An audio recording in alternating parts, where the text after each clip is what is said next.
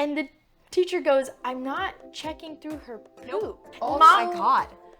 There's so many questions. There's so many questions. And so many concerns. Sickness. I love you. Like, honestly, you're just some of my favorite people in this universe. And if you follow the podcast for a long time, you already know Haley and Kendra. I love these two women. Just phenomenal human beings. And last time we talked about both of your journeys as LGBTQ, not just creators, but people in general. You had very different experiences. Very different. But something a lot of people don't know about you is that you were also preschool teachers. Yes. Which I love.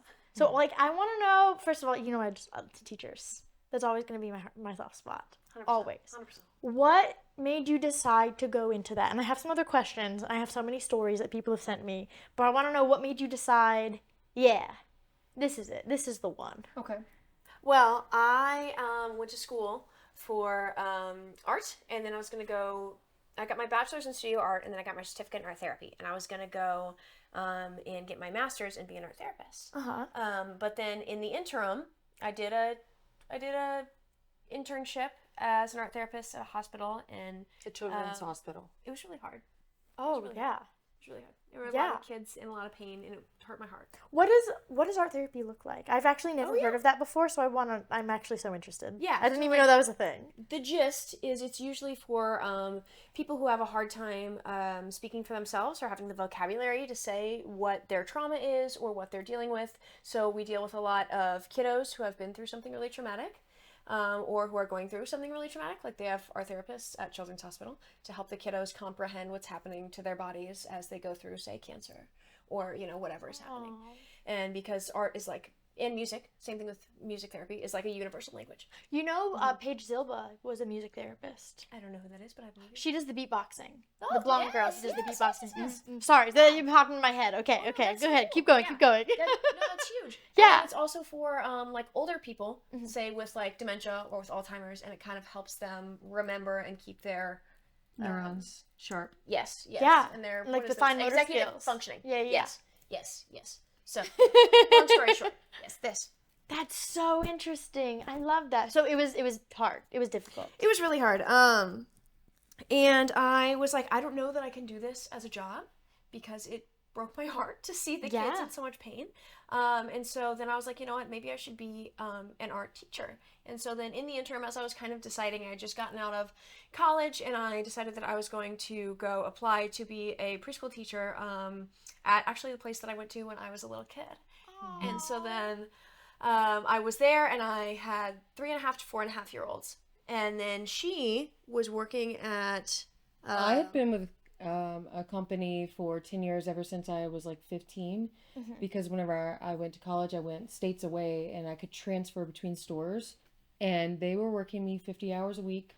Wow. I was switching behind prep and grill cook and server. Yeah. And also In like the preschools. No. No. this is my not yet. other job. Okay, Yeah, this is this is my okay, other okay. job. Yeah. And because she started that job and I was working my job, We our never saw each schedules totally collided. Yeah. And we hated that. So we never really get to spend like a lot of time together.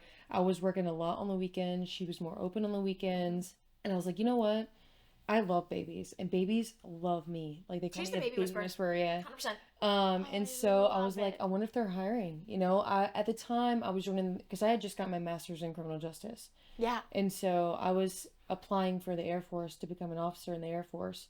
And so while I was waiting on that process, because you have to take your AFO-QT and like wait for your test results and stuff, I was like, you know, I would love to like not work on the girl line. And she for has 2 50 hours a week. godkids, and she's great with them. So that's how she knew that she was good with kiddos. Yeah. And I also have a younger brother. He's 8 years younger than me. And and so she was working with the 2 and 3 year olds, and I worked with babies that were as young as 2, all the way till 1.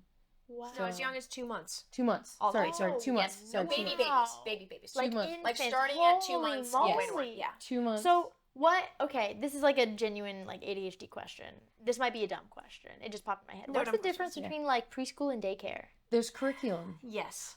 Okay. Yeah. So we actually had to like, even for our 2-month-old babies, we had to write out plans, sensory things, mostly for obviously the 2 months old, like, you know, tummy time, different sensory things like finger painting, like with plastic bags underneath. Like, we'd come up with all kinds of really cute, like, ideas. Yeah. Interesting. And for us, we had different, like, making sure that they're able to write their name, making sure that they know all their ABCs. At what like age? That kind of stuff. At 3? Yeah. 3.5, 4.5. Yeah. Wow. So some of my kiddos couldn't write their name, but most of them could. You know, potty Wow. training. You Potty guys training. also did potty training. Yeah, if we, Um, well, I'll say you're not supposed to be in my class till you're potty trained, but we had a couple exceptions. So That's for some so- kids it's harder. Okay, so that actually reminds me of a story someone sent me, and I don't know if I told it on a podcast before or not. I know I definitely made it a skit, but We're gonna tell it to us. it's too good to not share. Someone taught preschool, and again, everyone was supposed to be potty trained, and for the most part, they were, right?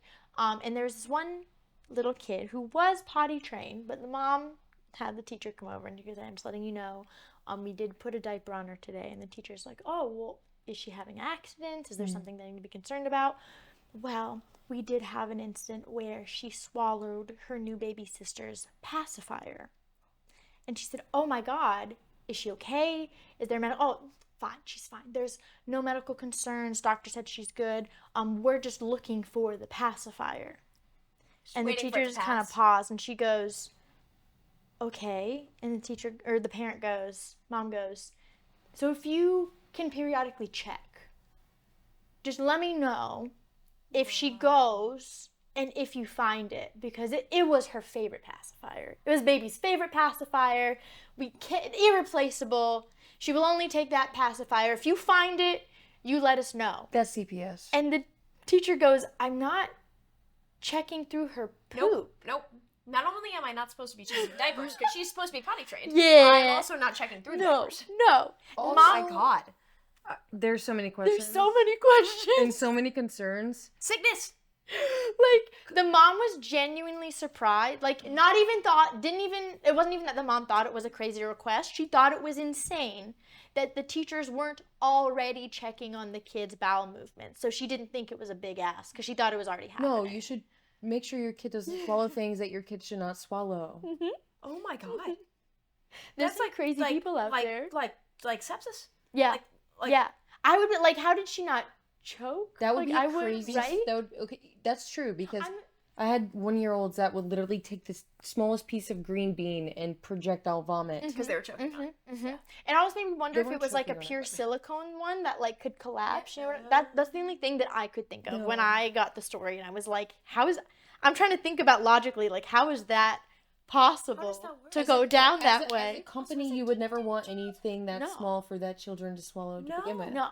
So But I have I have so many questions Okay. surrounding, so preschool curriculum. Who writes that curriculum? the teachers do. Yes, We we did. did have, man. Pinterest will is our say- best friend. This is a hard ask because I do not have good memory. From my memory, we had, because I had a teacher who had been there for a really long time, and I was like her assistant. She was the lead teacher. And she had stuff that was planned out already. She already had a curriculum that was in place that we just like updated if we needed to. I will say if we needed to update it though, Pinterest was our best friend. Yeah. Okay, so is it that you updated it with different activities, Yes, or yeah. like who decided? Okay, at this age they need to have this done, and at this age they need to have this done. Because for us at the public school remember. level, the state does it for us. Right. Like the state gives us our curriculum, and we just kind of We had go about we it. had mandatory workplace like meetings all together with other Oh, yes. companies, and during that time we would talk about, they would give us like pamphlets and books and stuff, and it would go over Yeah. the different Interesting. developmental stages. Obviously we'd have to do like safety stuff there, like get Yeah. certified for CPR, Yep. you know, fires and stuff like that, to make sure we knew. So yeah, we'd have these meetings probably every 3 or 6 months. Yeah, and then I don't know if it was state mandated or if it was because we weren't actually in the main preschool system. No, Yeah, we were like a. I'm wondering if I was gonna say it was almost like a between a preschool and a daycare. Like if there was an in between of that, because Okay. we weren't actually technically in the state preschool system. yeah. It was for the kiddos who Interesting. couldn't get into that really. because ours are so full that a lot of kids can't get into. I've heard. I don't have kids, but from my friends that do have kids, I've heard that it can be very, excuse me, sorry, very difficult to get into local preschools. Yes. Why and what makes like one preschool better than another? Like why? How does that all work? And who decides who gets into the preschool? I don't know who decides, but I think it definitely comes down to the standard, Yes. like what they offer. Yes, like there's the state preschools, and I know this because I couldn't get into, from what my parents have told me, I couldn't get in to the preschool until a certain age. I ended up doing half day kindergarten, half day preschool because I couldn't get into full day kindergarten. That was another problem. It's like there were just too many kids in the district. And so like we went to preschool, or we would go half day preschool, and then that was all you got because they could only do half day. And I'm guessing that at some point there's just too many kids. Like I drove by my old preschool the other day. It used to be one building. It's now 4. Wow. So Yeah, I mean, crazy. for us, legally, you could only have 8 infants in a room. that was At a always time, very like- impressive because she could get all 8 to sleep at the same time. Yeah. I was mean, very That's so Well, cool. very you impressed. just have to know what they need. Like, I know that Alice had to go down very, very. Oh, I said a name. I can, she Say can cut name. it out. That she can Okay, leave it out. It's okay. I had to have one baby asleep very last because she was my shortest napper. Okay. And when she wakes up, she cries every single time. And so she would wake up everyone else. So everybody we else would has to sleep yep, before her. Yep. So we would work on everyone else that were long sleepers, like the biter. Oh no. And then she would sleep the longest. She would sleep until you woke her up, pretty much, or until the other babies woke her up. So as long as you like understand what they needed, I mean, apart from their like bottle schedules. Yep. Or your poop story. Which one? Oh, you have multiple? Oh yeah. Oh, I was we just love a thinking good of- poop story. Of the fact that she could always tell who pooped because she knew what each baby smelled like. That sounds so weird. It sounds so weird when you No, say no, that. no, no. If you're around She knew her people baby so well. I knew my babies every really day, Yep, she knew her that's baby so, so well. and you had 8 at a time. well. 8. Yep. Okay. Well, we had another teacher, so there's 4 infants to 1. 4 infants to 1, and then Yeah. we have 10 to 1 okay. for 3 Okay. adults. Yeah, so they had 30. We had 30 and had because we would 8. have 3 teachers in the room. Wow. Yeah. Okay. Yeah. Okay. And so yeah, it was so funny. It'd be like 8:30 in the morning, and he'd like waddle around. He was our walker at the time. He was like one of the first to walk, but he was the smallest. Like when we first got him, we I called held him a him. little baby bird like this because big. his cry was so delicate that he sounded like a little baby He did. bird, and his hair was so so fluffy, he cute. was so stinking this. cute. But he'd waddle around, and I'd be like, So "You sweet. come here. I know you just pooped." And yep. Was it because of the way he walked or just the way he smelled? No, I could smell him. I literally That's could so smell him. funny. I have a really good sniffer too. She though. does.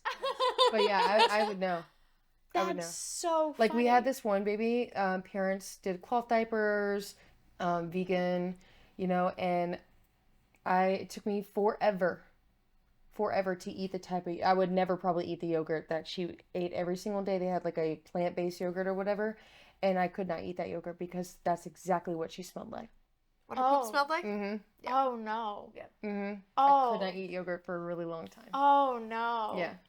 Oh, that gave me chills a little bit. I like feel like I'm sweating. it Oh was- my gosh. But wonderful people, wonderful kids. Oh yeah, absolutely. Parents are The amazing. parents were really sweet. The kiddos were all really great. Something that I always talk about whenever I talk about my experience teaching, I always try to remind people that like when we work with kids and with parents, 95% of all the kids, all the parents, they're all wonderful. Oh, They're yeah. either great Oh, yeah. or positive or just neutral. Like Yeah. it's just a completely Yeah. neutral experience. Yeah. 100%. And that it's the bad experience are honestly such a minority. Oh, yeah. But sometimes they can really like dictate your day or your week Yeah. or your experience because sometimes like it's so out of left field or even just so belittling that it makes you question if you're even fit for that industry. Yep. Do you guys have any times where a parent may have intentionally or unintentionally made you question being a preschool teacher? Yes, I can tell my story. Okay. We had it was a very interesting situation because the parents had 2 kids there, Mm-hmm. and one was in my class and one was in her class, Mm-hmm. and they had quite literally the best baby boy, Oh, my God, yeah. the easiest baby you could ever imagine, the sweetest fucking smile, so stinking cute, and he was getting to the point where he needed more than formula. Mm-hmm. And so he needed to start like baby food. And while you're already into this second class, because I moved up with the kids that I started with, he There's, needed like, to start baby and B. food. Yeah, there's A and B. There's infant A and then there's infant B. And so when they were starting to walk, that's when they go to B. And she moved up with her class. Yes, Okay. but he was the youngest one in there, so he needed to start baby food, and he would cry because the formula was not, and they wouldn't send enough formula, and you want to stick with their schedule, obviously what their wishes are, and we obviously wrote a note and said, maybe we could try. Yeah. So it was upsetting his stomach, or he wasn't was getting hungry. enough? Hungry. Oh, so You he could tell wasn't that getting was sent hungry. enough. They weren't No, sending enough. no, you Okay. could tell that he was getting hungry. And we talked to the parents, and they would never send any extra food. And so obviously I had to talk with the director that we were working with, and she was like, I'm going to try to talk to them. And it was to the point where the other parents were bringing in extra formula for this baby to match what he was drinking. And we would write it down on this chart, and we kept talking to the parents about it. But her situation with her kiddo, Wait. How did that resolve? Like, were they upset that you gave them They extra formula, left- or they just they didn't ended care? up ended up leaving. leaving. They ended up leaving. Yeah. What did they say when you said, "Hey, he's hungry"? We'll take care of it. He's fine. Those things. Like, yeah, we'll bring him in food, and then They the just next didn't. day. This is also a baby that they would bring in with a full diaper. You could tell he had been sitting in his own Poop. and urine, Yep. and his little butt would be so red sometimes. Like, Poor Yeah. baby. yeah. But her situation with her kid, I don't know if she wanted to talk about that. Well, the older brother was in my class, and he came in one day and his shirt was on backwards. And so I was like, "Oh, your shirt's on backwards. Did you dress yourself? Do you need help? Is this tag in your face really bothering you?" Yeah. Like, Or do you want to wear it like that? Do you- Sometimes kids maybe wear you silly wanna wear it like things. that. Yeah. And so I asked him if he knew his shirt was on backwards, and he was like, "No, I didn't know. I dressed myself this morning, so this is just how I put it on." And I was like, "Okay." I mean, he was 3, so he didn't talk. Yeah, of course. Yeah, But yeah, of He course. was just like, "Yeah, I put it on." Did you dress yourself? Yeah, I dressed myself. Okay, all right. Well, do you want to turn it around? I said, "Yeah, we can turn it around." Okay. And so I took his shirt off, flipped it back. It was inside out too. So I flipped it back inside out, and he had bruises on him. Oh. And so I asked him what happened, and he said, if I remember right, he said, "Daddy did that." And I asked, "Well, what did Daddy do? What happened?" He said, "Well, Daddy did that with a sock." Yeah. Oh my god. And so I obviously dressed him back up, and we took a little walk to the director's office, and we had a conversation, and I was crying. He was fine. Absolutely. He No, was yeah. chilling. They don't He was like, "Yeah, they don't I got understand. my shirt on. Cool." And I felt, oh my gosh, it was horrible. No, And I think that's such an important story. He was such a good kid. Oh yeah. They were both Oh, I wonderful have kids. chills. Yeah. I think that's going back to your original question on what makes you think that you were not fit for like this. Like, what made you question it? During this time, we had another little girl in the toddler room, and she was adopted. And her parents loved her so much, and they fought tooth and nail to adopt her. And her mother was diagnosed with cancer and just wanted another Christmas with her. And we all signed a card for her and everything. And so while I have one kid in my class, knowing that she has a kid in her class with parents that are Hurting their kid. hurting their kid, and then you have these other parents that are literally fighting tooth and nail to live another Would day. give anything to would just give spend anything. another day with their kid. And so you can ask her. I had a meltdown all day. I was like, how is this possible? Because you have somebody that just wants a child so much and wants to love their child, and then you other have people just who have their child and just, they don't care. yeah. I think that's, oh my god, I'm in my feelings right now. I think that's like a really big part of teaching in general that a lot of people just blatantly don't get. Like, Yeah. first of all, teachers, nurses, doesn't matter, teaching what age group, like, we're all mandated reporters. Of course. We Yeah, are, we have no that choice. means we are legally obligated that if we even consider or think Yeah. there could be a dangerous situation for a child at home, we have to report it. Yeah.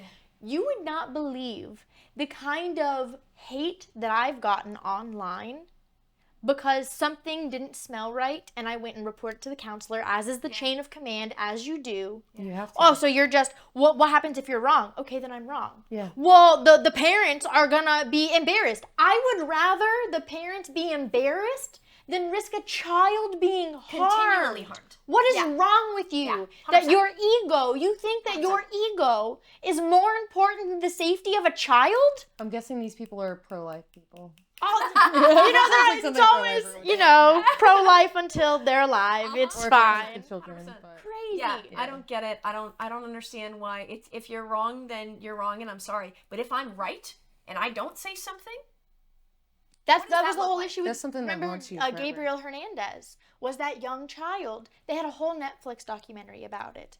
The teacher actually kept reporting. She's like, I think something's wrong. And it was, I don't remember the exact details. I don't want to like get it all wrong. But something in the system kept slipping through the cracks in the social work program. And the thing is, Gabriel Hernandez, like, he passed. Yeah. Wow. And he was so severely abused at home. They kept him in, what, like a cage? Yeah. It was disgusting. Wow. And the thing is that always upsets, well, there's so many things that upset me about that story. So many things. But something that really blows my mind that so many people fail to really grasp is if that teacher did not keep reporting, she could have been held liable. 100%. Even though she already reported and they did nothing about it, which most people would be like, oh, maybe I was wrong. Maybe I overreacted. Maybe I overthought something. Yeah. She kept reporting. And if she didn't, I guarantee you someone would have called for her job, her to go to jail. And it's like, we can only do so much. And I know, like, as at the younger age, you know, you had 10 kids. You had 10 kids to you, 4 kids to you. I had 40 each period. Yeah. Yep. So I had a little over 100 a semester, 200 a year Yeah, that's crazy. in Yeah, high that's a lot. school. And something else that I think like so many people don't realize is that, again, we see some of the best in society. Most of the interactions we have with the kids and parents are so neutral, but we also see some of the worst in society, and we have to go about our day as if we don't. Yep.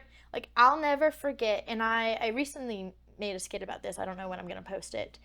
I'll never forget a day that I was a student.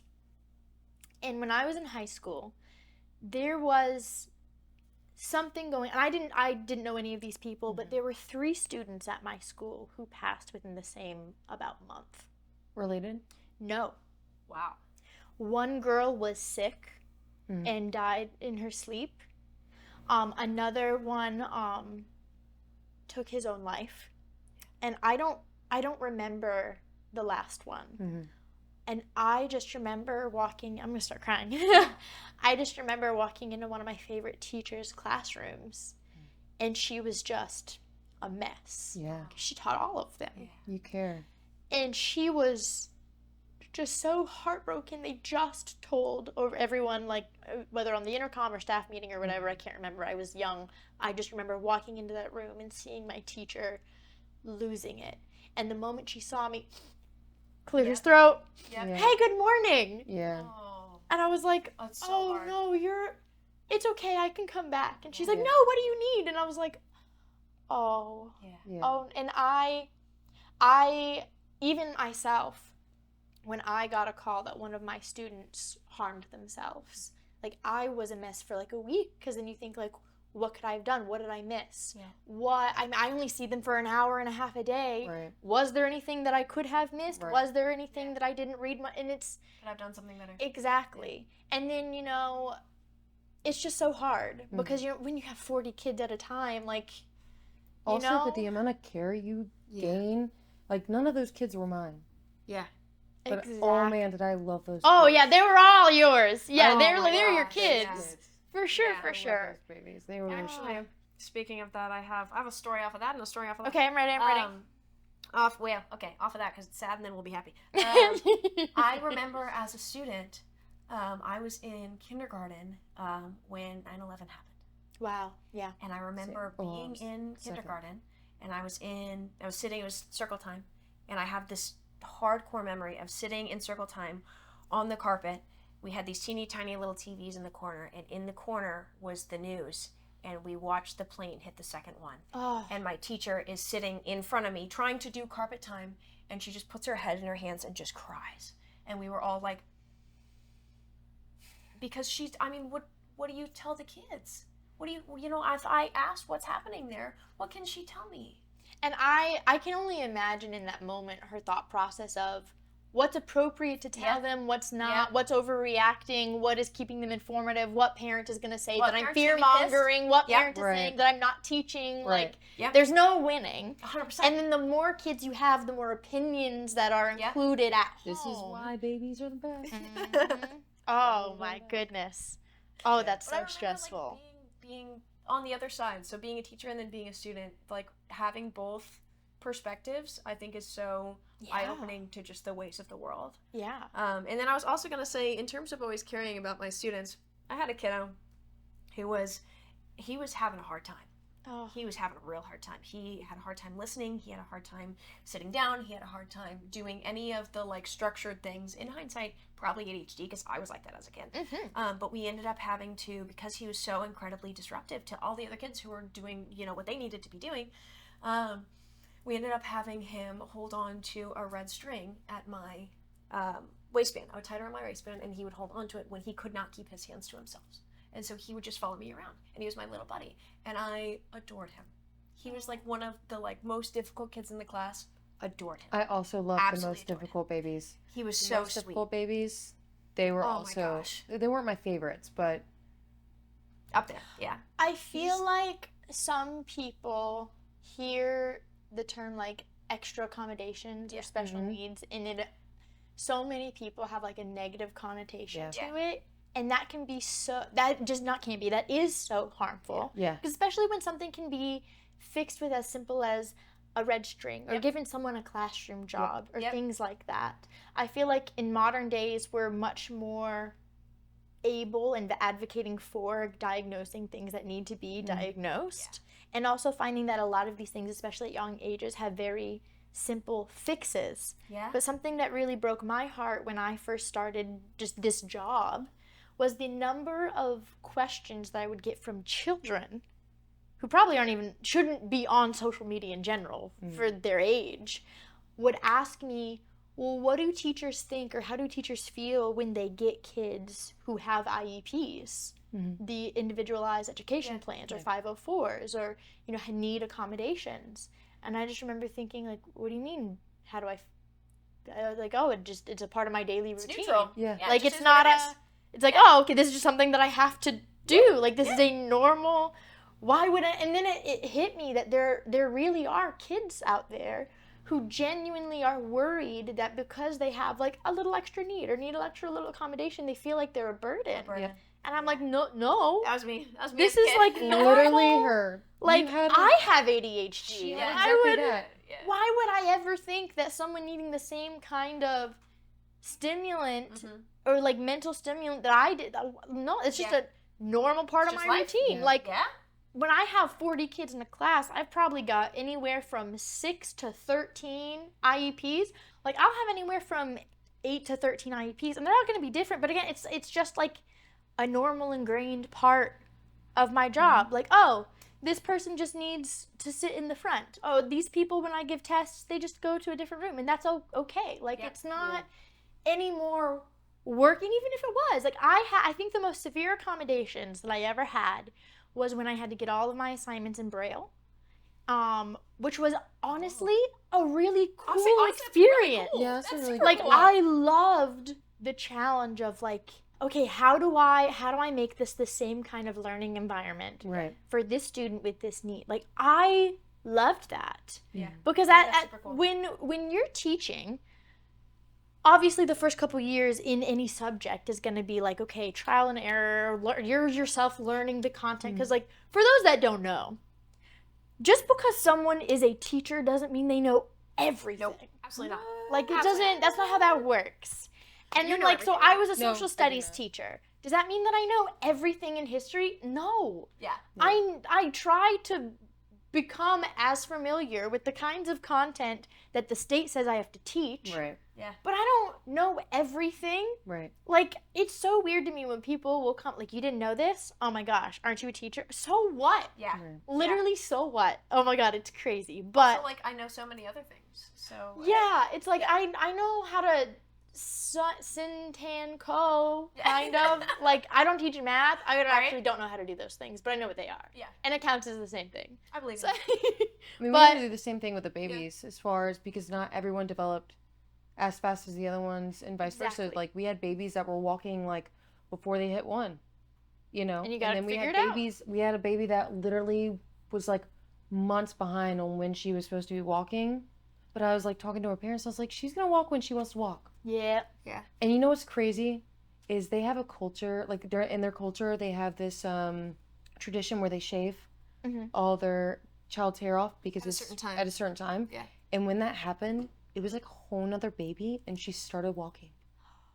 It was the most Wow. I thought it was so magical. It was such a I thought it powerful was so feeling. magical. I wonder if it was so heavy on No, her. actually, I believe in their culture, they believe it has their past life spirit In the hair. in the hair. Oh. They shave it off at a certain time to let the past life go. Yeah. And they start their own. That's Yep. so Yeah. interesting. It was- Do you know what culture that is? I believe they were Indian. Okay. I was just, Yeah. this is fascinating to me. Yeah. Interesting. One of my favorite babies. Yeah. I loved her. I agree, That's actually. so cute. Very sweet. We baby. had such a sweet little Yeah. bond. I have a. Oh, go ahead. Go ahead. I You're was about to just say saying, something. I also think that, like, especially as a teacher with ADHD, that I feel like my ADHD was a superpower. I was actually taking my ADHD meds up until, like, right before I started teaching preschool. Mhm. And then I felt like I didn't need them anymore because they were I was taking them to try to fit into a society that needed me to do what they wanted me to do for a certain period of time, and I couldn't do that. But without my meds, I had the same attention span as my kids. My attention span is like 5 minutes tops. And they always say that usually for kiddos, their attention span is the same number of minutes, give or take a minute, that is their age. Okay. So my okay. 3.5, 4.5-year-olds, theirs is 4 or 5 minutes. And so that's perfect for me. When I start to get bored and I want to get up and go do something is when I would say, okay, everybody, let's go do something else. Like, come on, Yeah. let's go. You know? Because Mhm. when they get bored, they're not going to say, hey, Kendra, I'm bored. They're going to say, ugh. You know, and I throw don't something. wanna do this. Yeah. Yep. So Yep. I was like, to avoid that, I just listened to myself and what I needed, and that I feel like helped make me a better teacher. I like that. That's Yeah. so cute. I have a couple other questions that I like. I'm Tell me. dying to. So I just ADHD questions. This is how I love to come up with them. What do you think is important for kids to have mastered by the time they come to preschool? Nothing. I love that answer. Yeah. Nothing. I love that answer. Yeah. And go ahead. I was just gonna think that I think that wherever you are at, we can build from there.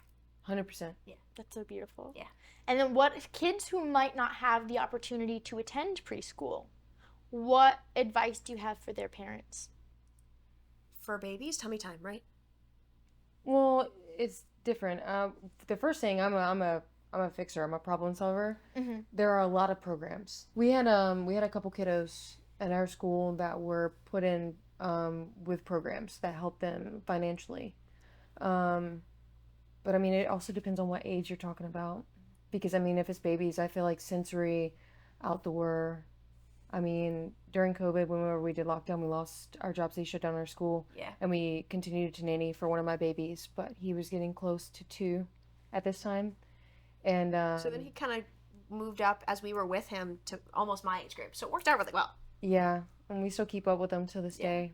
But as far as telling parents advice, More so, what are some fundamental activities that can be game changers for kids' development that if they're not able to get in preschool or they're not able to attend in preschool, that they can easily be done at home? well, anything sensory for infants for sure. And as early as you can to read to them. Yeah. Read Read as early as you can. as much as you 100%. can. Do you have a favorite activity that you do with the kids that is very easy to replicate at home? If not, it's okay. My kids always like Baby Shark. They always like dancing and just enjoying the music. That's something that they always love to do. Oh, I love Like no matter how little they were, you could tell that they enjoyed the energy. I I feel would like actually agree with that. I would say children that, pick up on energy more than Yes. you probably realize. yes. I would say that putting on music and dancing, or we had like different music where we would like the ants go marching and we all marched around the room and we kicked for one round and we put our hands up for one round and we stuck our tongues out for another round and So interactive. yes, play. interactive stuff. I love that. But that helped us because a lot of the times, especially if we couldn't go outside, your kiddos need to move. They Yes. need to move. They will be upset if they don't move. That's why They are children way more move. Likely, yeah, way They're more likely to throw self-regulating. tantrums and stuff if they're not moving. They should be active like almost every hour, if not every 2 hours. They should be going in doing something like this. And then my other thing that I was going to say, interacting with other kiddos their age, whatever age they are, other kiddos their age is so important because those social skills that you build as a child will take you for the rest of your life. Yeah. Yeah. I like that. Can you think of any fine motor activities that you used to do with the kids a lot that you think can be really helpful? I mean, I like your bags. She would do this. She would put sensory stuff yeah. in gallon bags and zip them and put them on the floor. What do you mean by sensory stuff? Different textures, different like we dry do, like- beans. yeah, we was do one of dry them. beans. There were some where we had like paint. We had like anything that was like safe for the child, obviously. magic sand in some of them. They really like the magic sand. Oh. Anything that's colorful, like anything like that, they really, really enjoyed. And she would put it on the tile, and they would put it on the tile, and they would take painter's tape and paint all the painter's tape all the sides, so it encouraged tummy time. So they lay on their tummy and they look at it and they play, and that helps them get this ability. What is it? Okay, I'm not a parent, so I don't know. What is tummy time, and like why is that important? I'm not sure why it's important. I know why. Okay, say why. At least from what the internet has told me, because Okay, I've seen okay. a lot of videos on it for some reason, is that it really, really helps with, so eventually they will need to sit, they will need to crawl, they will need to walk. So it really, really helps with their muscles here to be able to do this, to push up, to sit, So like in or their to push up, in to their crawl, chest and shoulders. or to push up to walk. Yeah. And it helps prevent what a lot of babies get, which is the flat back of the head. Oh yeah. Oh, that's a thing. Their head will be flat on the back. Oh. And that is because they've spent too much time on their back. They need to be moving. We had a baby with a helmet. Yeah. So I that's love why her. a lot of kids get helmets, is because their